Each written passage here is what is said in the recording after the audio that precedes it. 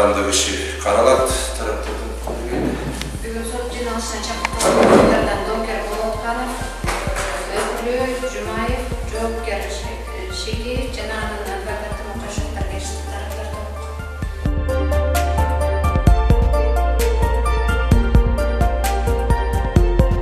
Шаардык соттагы бизге чечип берген адилеттүү деп мына областыкта ошону карап адилеттүү болду деп эсептейм да.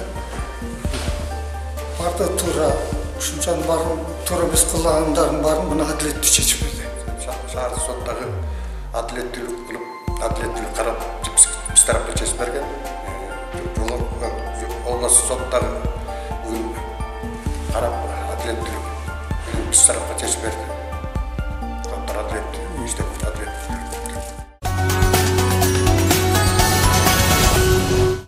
Сот адилеттүү караган жок. Болгон фактыны колдо карматтын, токтомдун көчүрмөлөрүнө абразестерин көрсөтсөк да ошого карабай бир жактуу чечим чыгарды. Биздин дөйдө жогорку сотко айлабыз. Областык сотунун жарандык жана экономикалык иштер боюнча сот коллегиясы курамында төрагасы судья Кабаева, судья Дүйшеев жана Нарбаев, сот отырумунун башчысы Сатыбаловдун катышуусунда каралат. Соттун курамына жеңилдиктер берилет.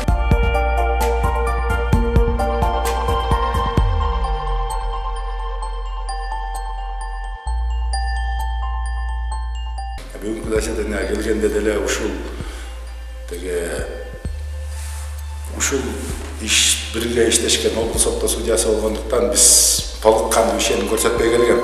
Себеби кандай кылса дагы чогуу иштешкенди кылабыз, эмне кылабы депчи. Бирок бүгүн акыйкат чечим чыкты, туура чечим чыкты. Ошого ыраазычылык билдиребиз.